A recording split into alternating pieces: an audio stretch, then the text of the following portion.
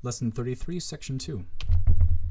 This presentation will be covering adjectives like alaites, alaites, true or truthful, an important class of third declension adjectives. We're going to start with the declension of Demosthenes, which we looked at in the previous grammar presentation. We're going to start with just the endings here. We're going to drop the rest of it. And these are the endings we are going to use in the singular, at least, for an adjective like alaites, alaites, true.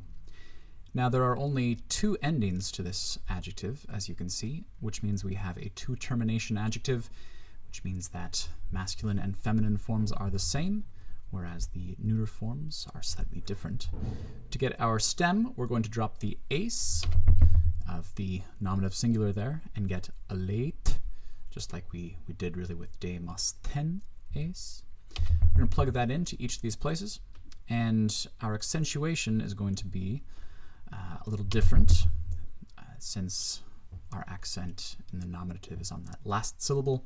It's going to be alaites, alaitus, alaite, alaite, and alaites in the vocative. Now we do need to cover the plural forms, of course, and to start with, we'll take that same adjective stem, and we're going to have some unique endings here in the plural. In the nominative and accusative, both, we're going to see ace. In the genitive, we're going to see our old familiar friend om. And the dative isn't going to be all that unusual either, something we've seen throughout the third declension, alaitesin.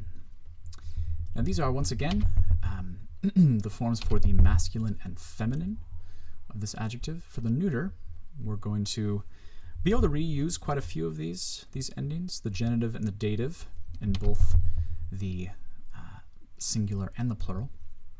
For the nominative and accusative singular, we'll see this, alaites, which is the same as the vocative singular in the masculine and feminine.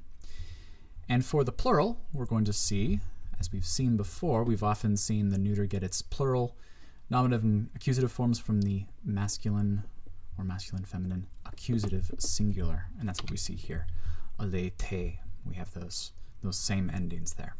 So a whole bunch of redundancy, which helps us not to have to remember quite as many forms, but also creates a little more ambiguity than we're perhaps used to in Greek.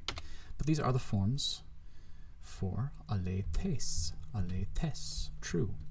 There are several other important third declension adjectives that are declined in this way. And to see some more of them, you can take a look at page 36 in your grammar book. Thank you very much.